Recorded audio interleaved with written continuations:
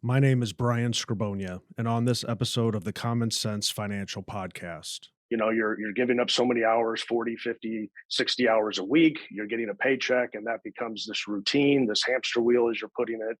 And so when people think about retirement, it's because they want to escape that You're right. and get their time back, right? It's not that they don't want to do something, they just don't want to continue to do that. Well, hey, everybody, and thank you for listening and joining us today. We hope that this podcast can provide you with some insights to help you grow and get closer to your goals this year.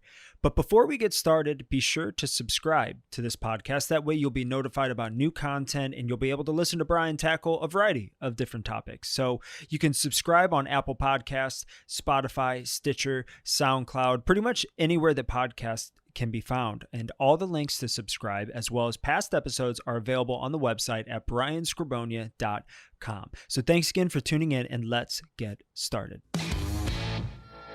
Opportunities are still there. The attempt at passing down wealth from generation to generation. Consider the outcome, not just popular opinion. And the whole teaching there is about preparedness and being ready. There's a difference between what's real and what's true. You're listening to the Common Sense Financial Podcast. I'm your host, Brian Skrobonja. Thanks for tuning in, and let's get into today's topic. Hello, everyone, and thank you for joining the show today. And if you've been following me for any length of time, you know that I talk a lot about money and how to think in terms of accumulating it, using it for big ticket items, converting assets to income, and ultimately transferring it to the next generation. But really, my motivation with all this is to just get people to think and to have aha moments throughout this. We're bombarded with information all the time. We're not quite sure how to think through things. And so this show is really about trying to bring some clarity around that and how it applies to you. And for any of you that have been listening to me for quite some time, know that I get into all of those different ideas about thinking, but today's going to be a little bit different. I had a moment to talk with my friend Dean Jackson, and him and I were talking a little bit about some lifestyle decisions with business and marketing and things of that nature. And I thought, this would be a great opportunity to bring Dean on and just share a little bit with the audience, how this could apply to retirement and how they can be thinking about, bringing this into their overall strategy, right? So welcome to the show, Dean. I appreciate you joining us today. I'm excited. This is great. I love podcasting and I love talking about life and business and all of that. Yeah, perfect. As with most things with this show, I kind of pay attention to what I'm talking to clients about in my meetings with them. And so this conversation really was a genesis inside of some conversations I was having with the clients, because a lot of times clients think about retirement. And as I've said before, retirement's not an age. It can be at any point in life, right? It's just this point of time where you're kind of looking for something different, maybe something more. You can define it however a person would want to define that. But where could you do something different to create a lifestyle that is really what you're wanting to get? It's not about checking out of society. Right. People spend a lifetime, accumulating wisdom, accumulating wealth. And so how do they take that and not just sail off into the sunset, but actually create a business and create tremendous value for somebody else, right? Mm-hmm. Another thing that kind of sparked this conversation that I'm wanting to have here is the idea of longevity. I've been thinking a lot about this. When you think about lifetime, right? If people are living to 100, which is the fastest growing demographic based on some studies that I've seen, if somebody's retiring at 60, that means they probably have been working since they were 20, and that's 40 years. Yeah. You're at the halfway mark, right? Mm-hmm. And so that's a little bit concerning in some ways, because a lot of the old models that are with how to position assets for retirement really has a time frame of about 30 years. And so, the way of doing things before isn't necessarily how things are going to work into the future. So again, this is just kind of where this conversation started in my mind, and then also Dean, as I was talking with you a little bit about coming on. But before we jump on here and get into the nitty gritty here, if you don't mind, just sharing with the audience a little bit about you, your journey, how you got here, and what you exactly do, and then we can jump into it. What do I do? What exactly do I do? I'm still trying to figure that out. I grew up in Toronto, in Canada, and I'm 56 now. I live in Florida now, and one of the things, as far as this whole life arc of business and money approach here, one of the things that I learned early on is the difference between what our good friend Dan Sullivan would call the results economy versus the time and effort economy. And I've only ever in my life had one job.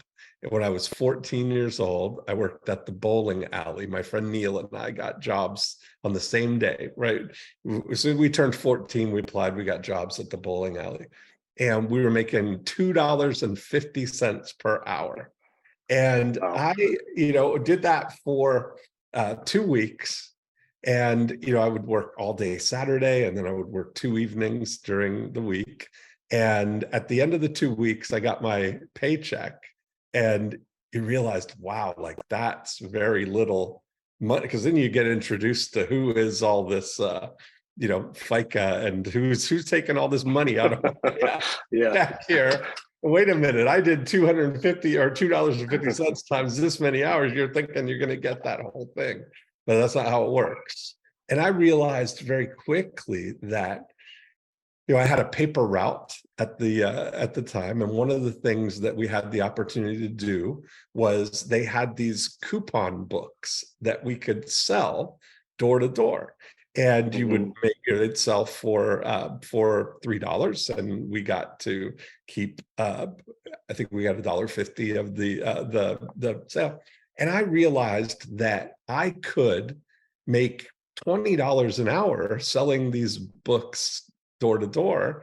And so I quit the bowling alley, because what I realized about the thing that is more fun than working at the bowling alley is hanging out at the bowling alley and playing video games. Your friends are working at the bowling alley. So I would go out and I would do a couple of hours, 10 o'clock till noon kind of thing. And I'd, make $40 or $50. And then I'd come and hang out at the bowling alley for the rest of the day. And so I never, ever looked back from that. And I didn't know those words then, of course, but that was a move into the results economy, where it's not, whereas at the bowling alley or any job, they're paying you for your time and effort in something, a fixed amount. Whereas in the results economy, you're paid by the results that you create. And so it's been this stair-stepping of being able to figure out great ways to produce a result that's valuable to other people. And I've built my whole career on stair-stepping that and getting better and better at it. So that's been, when I got into my business career, I started out as a real estate agent. So that was all results economy. I started out young, for sure, 21 years old. And I think I mentioned I'm 56 now. So I started my business career in 1988. And it was really, I've just had such a great, the thing that I've loved about it is being able to shape my life into whatever lifestyle or life pattern that I want. For a lot of years up till, pre-COVID there, I would split time, spend 5 months in Canada, 7 months in Florida. I started doing that in 1999. And so being able to kind of, I would call it pre-tire, design what would be my ideal lifestyle. And I think a good discussion would be defining what success means to you, or defining what your lifestyle is. I did a program with Tony Robbins years ago that he did a program called the New Money Masters, and I was one of the featured people on it. But we were talking about this concept that in 1999, I was working with Thomas Leonard, and we did a program called A Perfect Life. And the idea is that we make the distinction of a perfect life, meaning there are 7 billion versions of a perfect life, not the perfect life, not dictating it. Right. But everybody's in possession of what could potentially be a perfect life in their definition. And what I found, this was in 1999, as I said, and so I was young, early 30s, and thinking through this idea of what does success mean to me, and how will I know I'm being successful? And that's a key distinction. So often we look at things where we're aspirationally thinking about some point in the future where we'll reach this magical destination, right? And I think that people, if you go through a life where you're working at a job with an eye on retire, I mean, the whole society is set up that way. Put in your time, do your job, and then have your golden years after that. Then you can have your life, right? And that model now, everybody's got the opportunity to kind of define what it is that you want for your life. And so the exercise that we did was to create a list of ways to finish the statement, I know I'm being successful when. And what being successful does is it brings it into the present moment. It's not, I know I will be successful when I save $1 million and I can retire, or when I get to, that's all aspirational thinking. But how will you be experiencing that? And so we described that as like pushing the accelerator pedal, going forward in time, and just taking a look around and recognize, how will I recognize when I get there? So for me, I'll share my top 3 that I did. And it's been kind of the guidepost for everything that I've done. And so I started out saying, I know I'm being successful when I can wake up every day and say, what would I like to do today? So for me, that shows one of my highest values is time freedom, right? That I want to be in total control of my time. And so what that means is that I would not do well being a dentist, let's say, or being something where I have to get up and then I have to go to the office and drill teeth all day long. I don't ever get to say, what would I like to do today?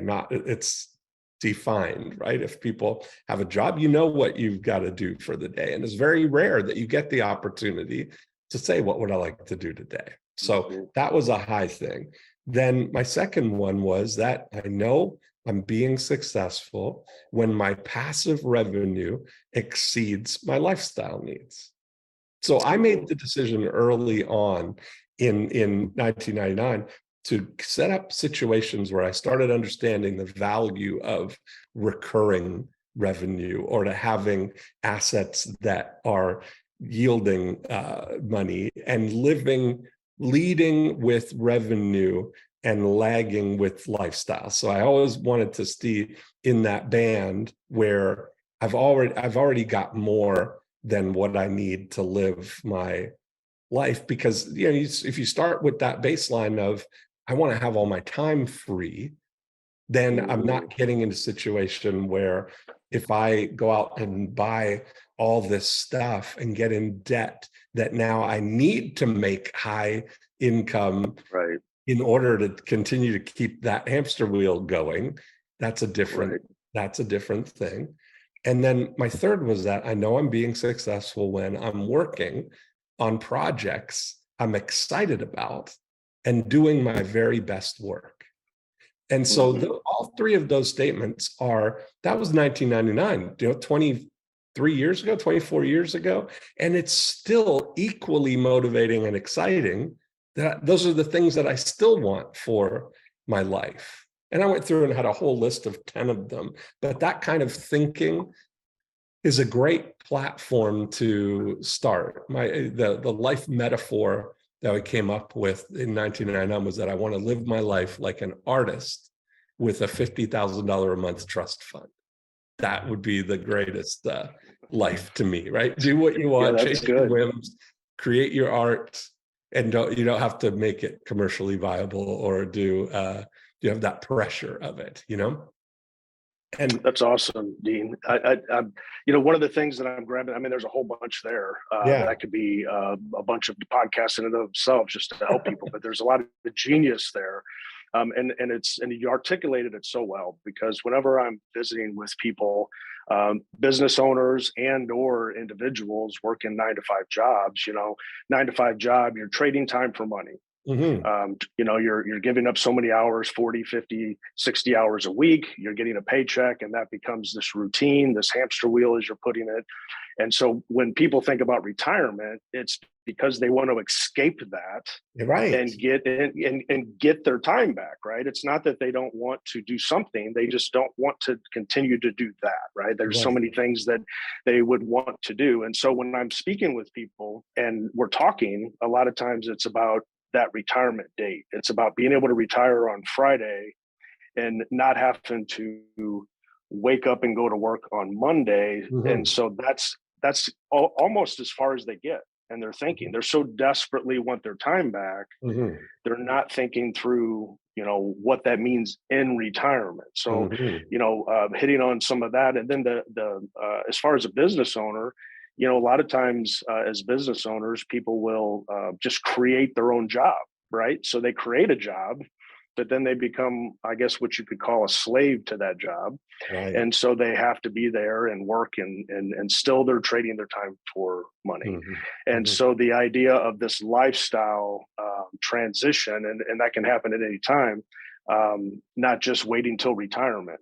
So one of the things that I've been talking a lot with people about over the past couple of years really is about practicing retirement, starting to really prepare for retirement. So retirement from what they're doing, a transition is really mm-hmm. the better term for it. Transitioning from what they're doing to what they want to be doing. Mm-hmm. And sometimes there's a ramp up period, right? I mean, you don't just one day flip a switch and all of a sudden, businesses lights are turned on, and figuratively speaking, and then you have all this revenue coming in. There's a ramp up period that's involved. And so helping people get to a point where they can transition, it's no different to me than people that have accumulated a lot of money inside of like a 401k, and you hit the nail on the head. And again, just again, your wisdom and all that is why I wanted to have you on, is because people do have a number in their mind. There's arbitrary numbers. Mm-hmm. For some people, it's $1 million. Some people, it's 5 million, it's 10 million. And the number really is just a target. It really doesn't have a definition. It doesn't mm-hmm. have a true meaning other than this is a target I'm going for. Mm-hmm. When I hit that, I will have arrived. But once you hit that, you really haven't arrived anywhere, because that didn't have any meaning behind it, right? Yeah. So the idea of creating that passive income, the clients that I've been working with for a long time understand that everything that we're working on is about accumulating assets to be able to then create.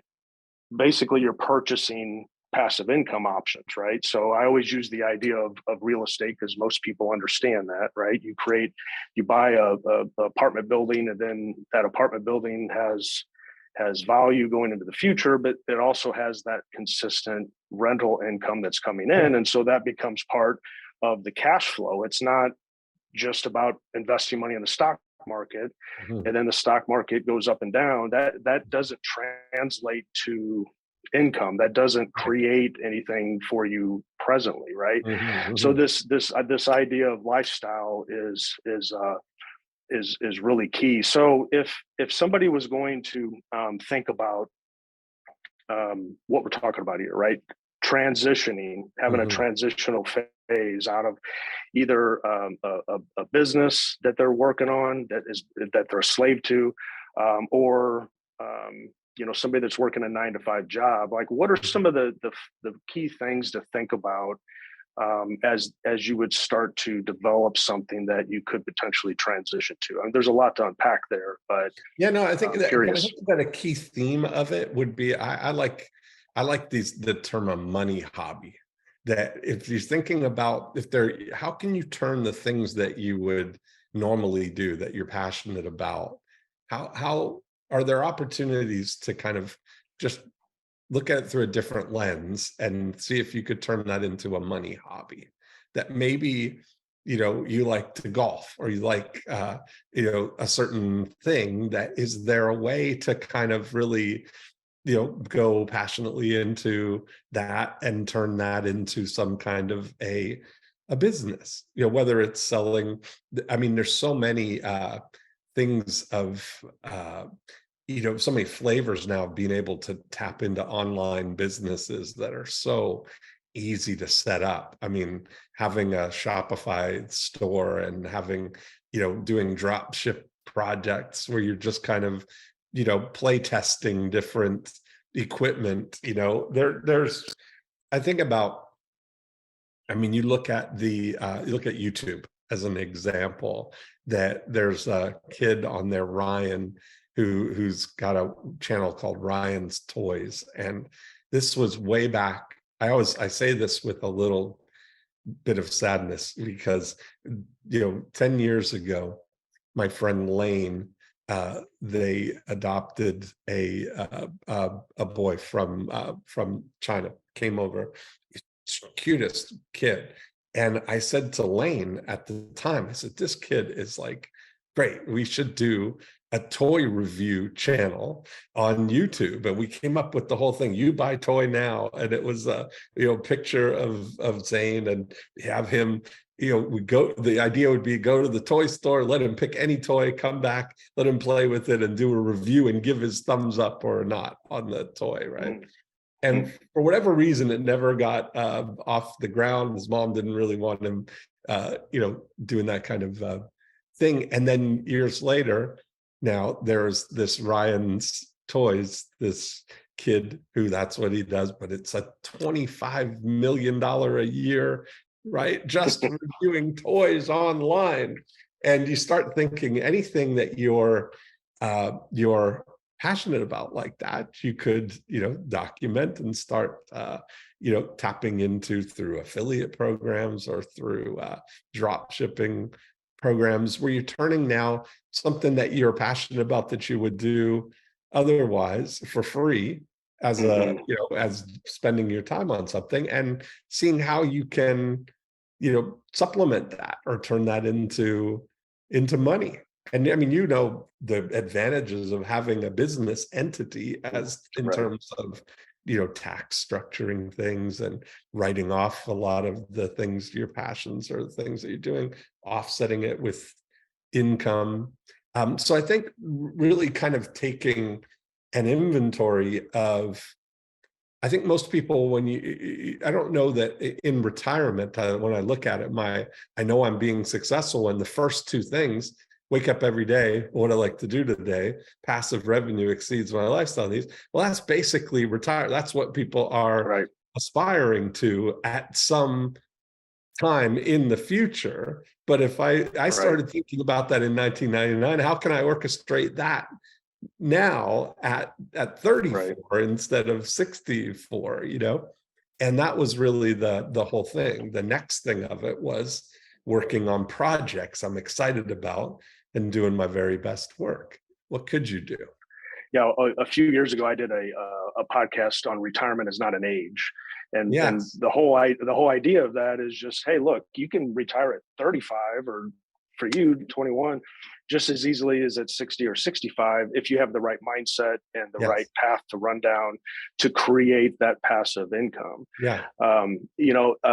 Speaking of business owners, we share in the strategic coach program with Dan Sullivan. And one of the big ideas that he talks about, of course, there's a lot of them, right? But one of the big ideas is that to have a self-managing company, right? And so, and it kind of piggybacks on what you're talking about here, is having a business that maybe you have been a slave to, but figuring out how to move that business or rearrange that business to where the business isn't so dependent on you showing Right. up Monday Yes. through Friday, and having those people in place to run that business to where you're more just overseeing it as you are necessarily having to be in the day to day. Maybe speak on that a little bit with the whole idea of the who, not how. Yeah, so Dan Sullivan's an amazing model of this. I mean, he's 78 years old. He'll be 79 in a couple of weeks here, but going strong. You know, he's been writing a book every quarter for the last 34 quarters.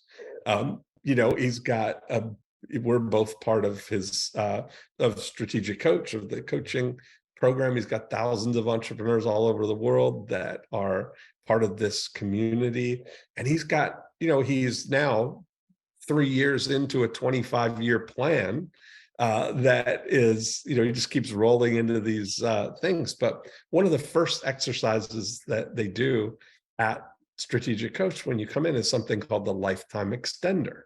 And this concept of, he's learned that if you ask somebody, how old do you think you're going to be when you die? How old do you plan on living to? And everybody has a number. Everybody in their mind, they have this sense of, well, my grandparents lived to they probably ballpark where they think that they're going to live. And so he goes through the thing of, well, if you got to that, let's say the year before that, how would you want to be at that age, you know, in terms of your mental sharpness? And, oh, yeah, I want to be mentally sharp. And how about your physical body? I want to be vital and vibrant. And so what about relationships? How do you feel about, I want to have a lot of loving relationships and friends and activities and things that I love and all those things. And if you had all of that at that age, how much longer do you think you could live? And, you know, people always, you know, they add 20 years on top of that or 10 years or whatever it is. Right. And it's an interesting thing that he jokes how in the first hour of the program, we just gave you 20 more years in your life. What's that worth? You know, how would that change? And I think, you know, Dan's whole idea is he wants to live to 156 to live through an entire century, you know, so that, but what it really changes more than the reality or expectation that you're going to live to 156 is it mentally changes the trajectory that you're on in your life. If you're constantly moving forward and up and improving and heading in a directory where your future is bigger than your past, it changes the whole model that our society is built on, where we kind of go through this arc where you get up here to retirement and then you're on the decline, where your past is bigger than your future. And there's this whole thing of the scarcity mindset of thinking you've got to make your pile big enough so that you're not going to run out of money, right? But the whole thing is keeping, if you're vibrant and you're keeping idea on making your future bigger than your past, that's more engaging and more of a exciting platform for your life. And I like what you said about your retirement could be at any age. You know, that's really what it comes down to. It's a mindset, right?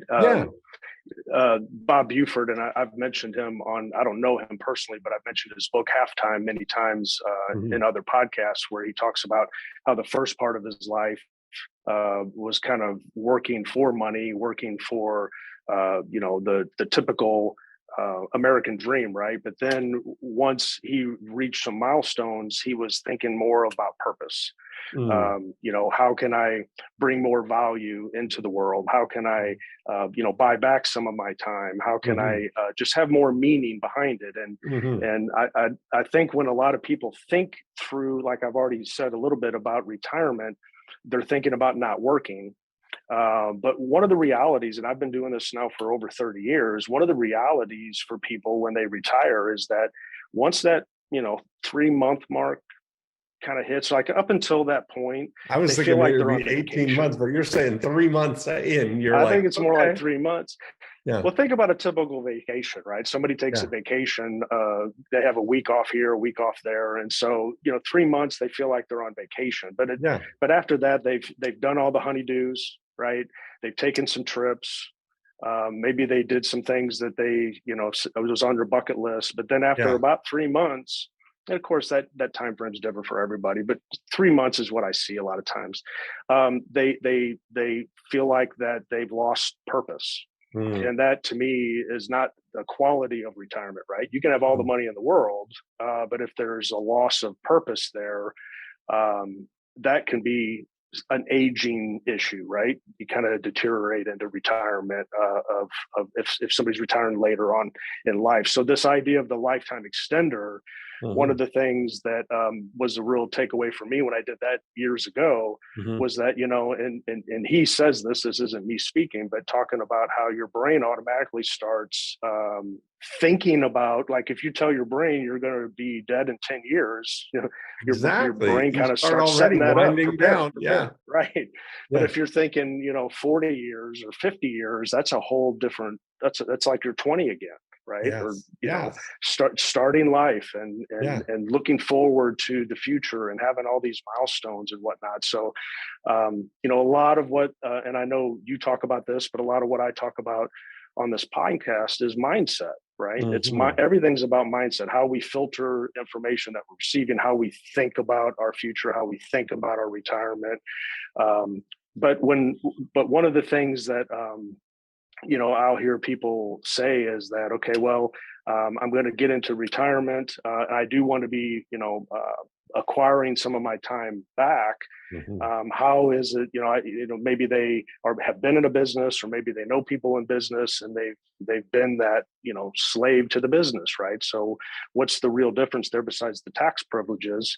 Well, it's about, again, having that model of, the idea of that self-managing company, right? Having that company set up to where it can run, pretty much on its own. Nothing runs 100% with hands off the wheel for long periods of time, but it can still buy back a lot of time. So what's been some of your experiences with the idea of that self-managing company? And then again, that bringing the right people on the team to be able to, delegate. I'll give an example. For me, is that on the marketing side for my business, it's always about making sure people understand why we're different. We're not just the typical financial firm that's saying, hey, we have this great methodology for investing in ETFs and we're going to fly you to the moon. It's not how we position ourselves. And so part of that messaging is figuring out how to frame it and how to get it out in the world. And so this whole idea of, okay, I know I need to get that done, but instead of me trying to figure all the details out, is coming to somebody like you to be the person that specializes in this, to help me with making that happen. So I get to get some of the privileges of having that system going, but I'm not having to do all the heavy lifting. So again, so to me, that's part of my path of self-managing is, how do I find people around me to pass the baton to get things done? So I am freeing up more of my time to spend with my family, to really concentrate on bringing value to my audience like this, or my consulting clients where I'm visiting with them one-on-one, to be able to focus on those types of things as opposed to all the other tedious things that I don't necessarily want to be doing, but has to be done.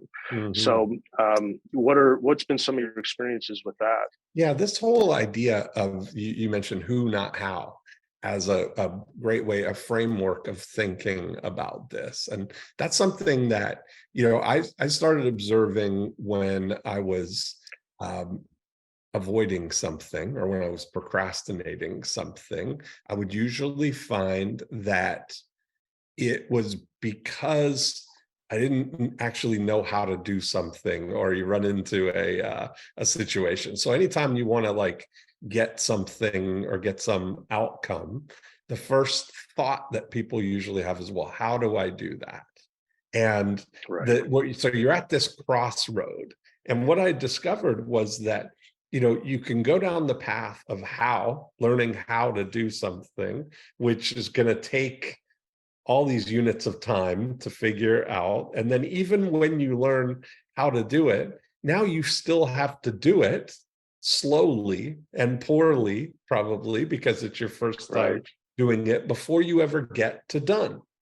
And I started realizing that if you, instead of asking how do I do something, you start asking who can do this for me. If you find a who can do it, they're going to bring the how with them. So you immediately eliminate all that time that you have to figure out how to do it. And they're going to be able to do it faster. So you get to done immediately. And so the goal is to try and keep your eye on what you want to do, all guided by your big why of the whole thing, but to keep just looking for what and who and keep moving forward without ever getting into, knowing how to do anything. And I think that realizing now we're in a situation where, because we're so connected through the internet, through networks, through everything, you can literally tap into any capability that you can imagine. If it's been, if the answer is known how to do it, there's a who that can do it for you. And so there's two sides of that. You can either be an architect of something and find who can do stuff. So the game becomes, how can I just take my ideas and turn them into a business that generates money without me having to actually do anything? That's one part of the game. Or how can I plug myself in as a who to somebody else's puzzle to only do the part of the whoing that I really love? If all I have to do is just do this, that's something that would be a great thing, So I've got, different friends that have gone on to retirement, and some of them, they just like very specific things. Like a guy who was an accountant for years, built up his practice, sold his practice. He lasted about 6 months on the doing nothing, golfing every day plan.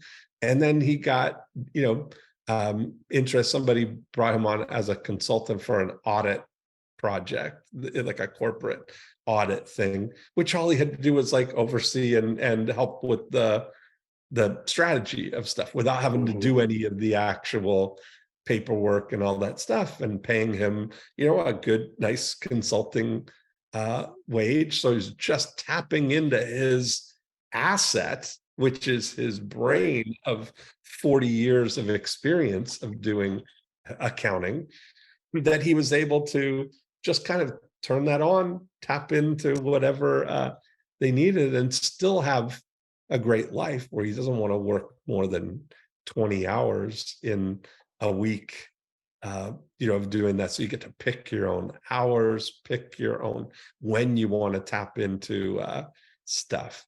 So there's that, as a level that's just so incredible. And if you've got capital, if you've got money, then it becomes even another situation where now you mentioned real estate, or looking at things where you can buy assets that are going to yield that, whether it's buying even a car wash or a laundromat or something that's a really low tech, essential kind of business that you can have other people run, and then maybe add value by doing marketing or improvement for it, or just being the cheerleader for it, or the value adder. Right. That gives you something now to do, and I think that's where a lot of people, I think, like franchises in a lot of situations like that are a really good opportunity for people, where because most businesses, you've got, especially if you've got a good solid business, the returns on business compared to like just putting money passively in ETFs or in whatever. I think it's more of a satisfying thing, especially if it's a business that you fundamentally enjoy or one that you would, be a part of. Yeah, for sure. So you're either, there's two paths I'm hearing you say. One is to, spend time building some assets, however long that takes, right? And that could be done in a lot of different ways, but building assets and then buying businesses of some sort that then creates that revenue stream. So that's, trading your time for money to then buy the assets that are creating the passive income. And then the other route, or it could be a combination of things, of course, but the other route is taking your intellectual property, your wisdom, your capabilities, and finding, how you can play that who position for somebody else. And then being able to go to another business and saying, hey, I do this part of what you need really well. And I can plug in and provide that. And so doing something you love, something you're really good at, and, a specialist is always in a position where they can, charge a premium for their time. Right. So it's just a way, again, all these different methods, all these different ways of creating cash flow. And some people don't even realize how much intellectual property they're sitting on, right? And what they can actually do with that. I know you talk a lot about the 8 profit activators. Yeah, it's weird. You can really tell us a little bit about that. But my choice of going down the path is I invested in developing skills in marketing. That I found that is the key, that if I can learn how to create business, if I can help people, if any investment that people make in me is a catalyst to a multiple of that investment in income for them, that's a win, right? And that's where you look at if you've got some knowledge that you've developed in your whole career of things that could be valuable in helping other business owners create more money. It's a big opportunity, right? You've got so much opportunity to, help businesses do something that maybe they otherwise wouldn't do. And that's what I love about marketing. And that's what I developed over these 30 plus years, this idea of a framework that I call our 8 profit activators, a breakthrough blueprint that is universally applicable to all businesses. And I can overlay it on any business and look for the opportunities to activate profits in any of these 8 areas. And so being a practitioner of something like that, where you can come into a business and identify something that they're not doing that could be a boost for them. And people are always happy as business owners to bring more money into the business, so you've got an infinite opportunity to, craft something for yourself that fits ideally into your lifestyle. So you're kind of you're walking around with this asset of intellectual property, like you mentioned, that you can, rent out, or you can, use as tap into to create revenue for yourself whenever you want. It's kind of a cool opportunity, I think all of this is very cool in the sense that there's just so much value with what we're talking about here. And for some people listening right now, it could be like drinking from a fire hose, and others it may be some aha moments. And that's really what I'm hopeful of, is that there's some aha moments to just help you think through this a little deeper and find a path. One of the things you just said made me think of, my father, he's from Croatia. And when he came over to the United States, very hardest working man I've ever known. I mean, the guy he always worked a job, ran a business on the side. And he always had this idea that and he could do anything. It was fascinating to watch him because it didn't matter what was broken, he could fix it. And so growing up, I would be his helper with everything. I mean, he wouldn't let me go, play with the kids in the subdivision because I had to sit there and watch him, change the brakes on the vehicle or rebuild a motor or fix an air conditioner. I look back on all that and think, there's a lot of skills there that I appreciate. I understand how things work. But later on in life, I realized, I don't want to be a jack of all trades. I don't want to be, I want to understand how things work, but I don't necessarily want to be doing everything. And it took me a long time to figure all of this out and how to think it through really and how it applies to the business. But one of the things that I run across a lot with people, because we get calls all the time. I get emails all the time. I talk with lots of people. But we are pretty selective with who we're going to talk with and who we're actually going to consult with and engage with. I'm sure just like with you, because you only have so much time to serve so many people. And sometimes what I find is that people are looking for that how, exactly what you were talking about. They want to know how to invest, or they want to know, what's the next best investment, or they're thinking that I'm going to be able to put them in an investment that they've never heard of before, like there's some unicorn hanging out there.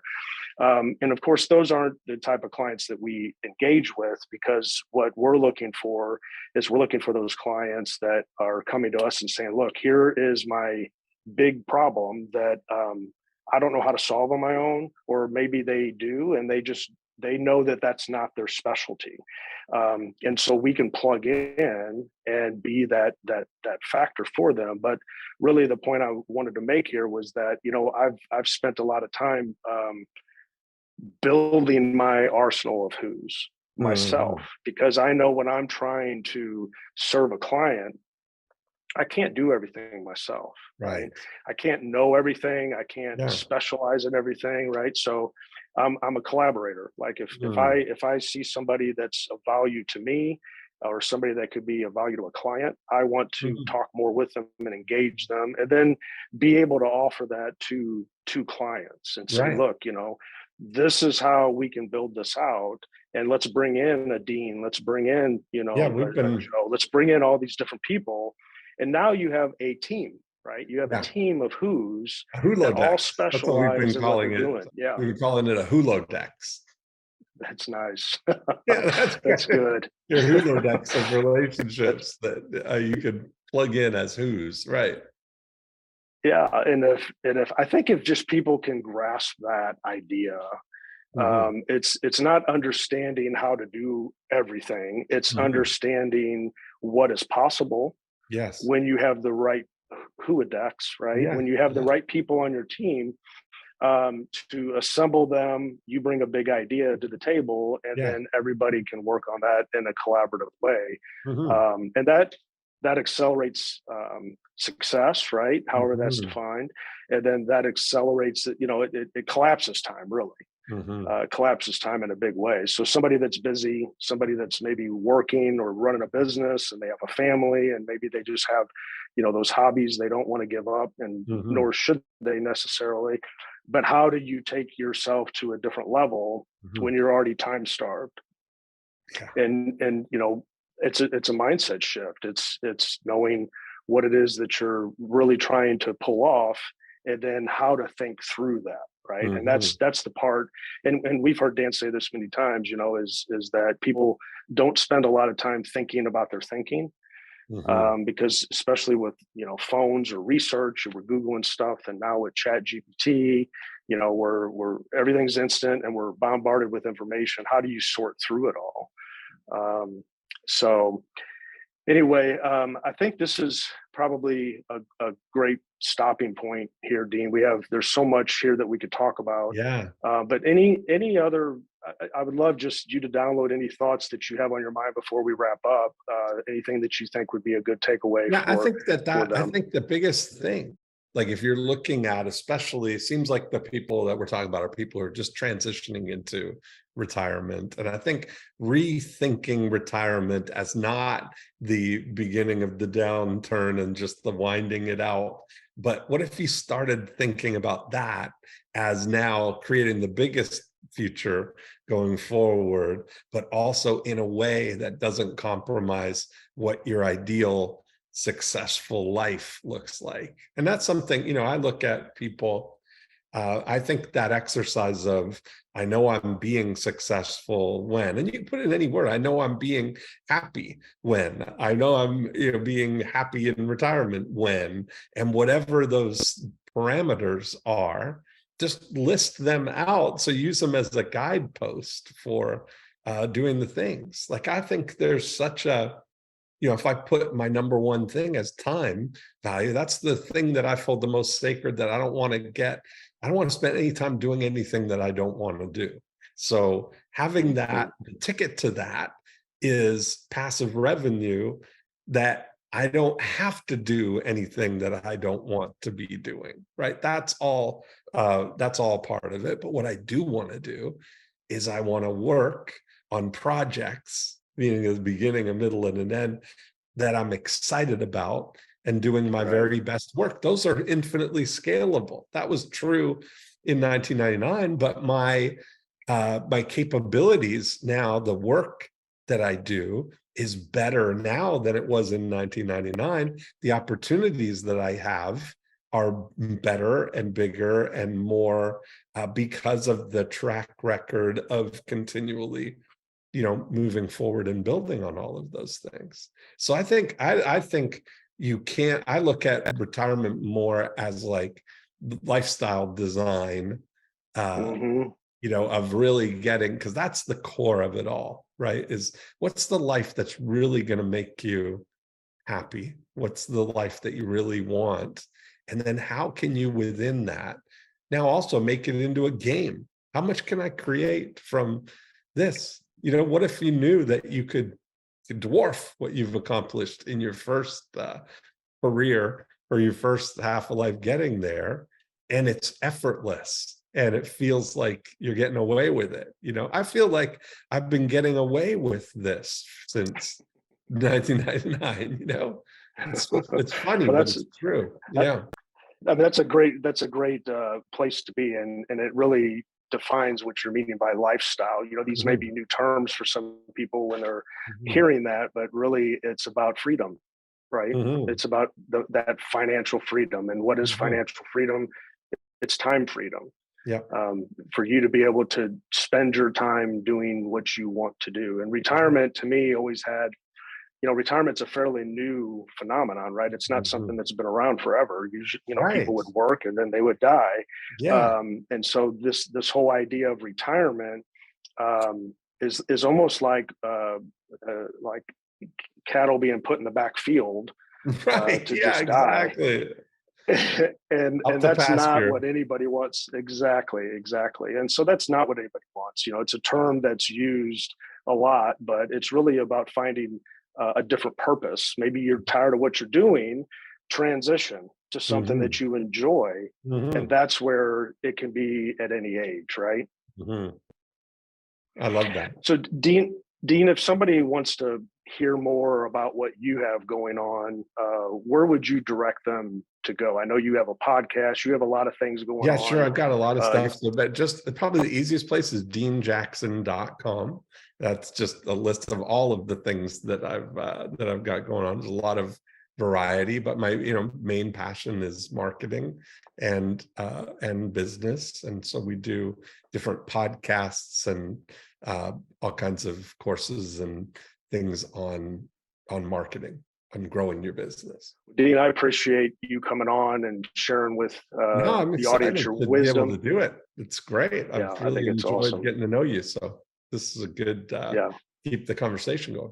Sure. Well, I appreciate it. All right. Well, that concludes today's show. I'm Brian Skrobonja, and thanks for listening to the Common Sense Financial Podcast.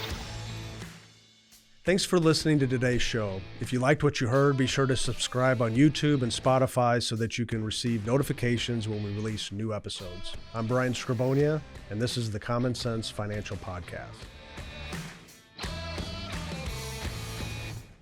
Well, thank you for listening to the Forbes Top 10 rated Common Sense Financial Podcast. Before you go, I want to encourage you to jump over to brianskrobonja.com to access the full archive of blogs and podcasts. And if you want to be the first in line to get new content, you can sign up for free on the Brian Skrobonja website as well.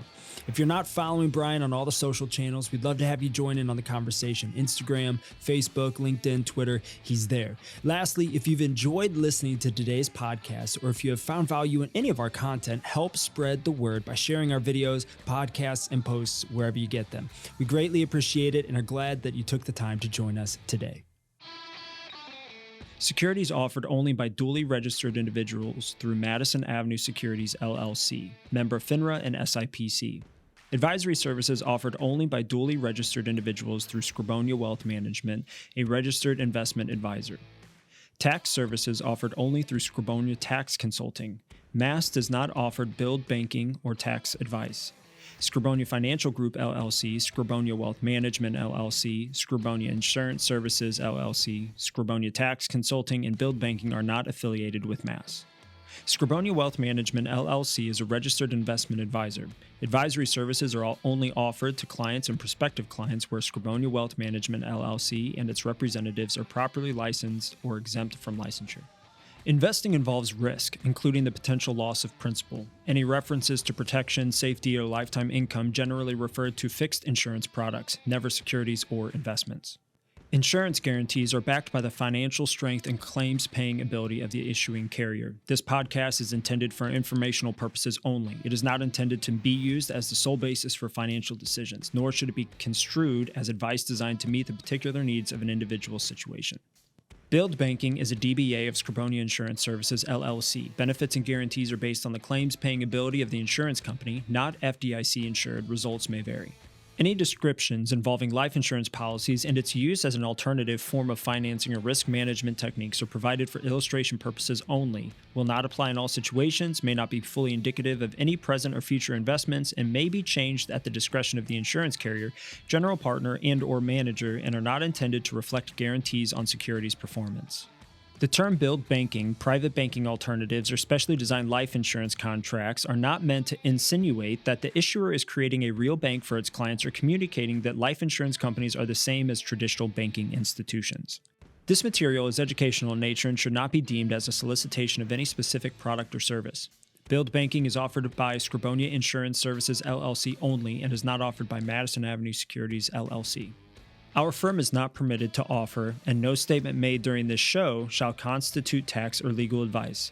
Our firm is not affiliated with or endorsed by the U.S. government or any governmental agency. The information and opinions contained herein, provided by the third parties, have been obtained from sources believed to be reliable, but accuracy and completeness cannot be guaranteed by our firm. References to billed banking, private banking alternatives, or specially designed life insurance contracts are not meant to insinuate that the issuer is creating a real bank for its clients or communicating that life insurance companies are the same as traditional banking institutions. This material is informational in nature and should not be deemed as a solicitation of any specific product or service. Billed banking is not FDIC insured. Billed banking is offered by Skrobonja Insurance Services, LLC only and is not offered by Madison Avenue Securities, LLC, nor Skrobonja Wealth Management, LLC.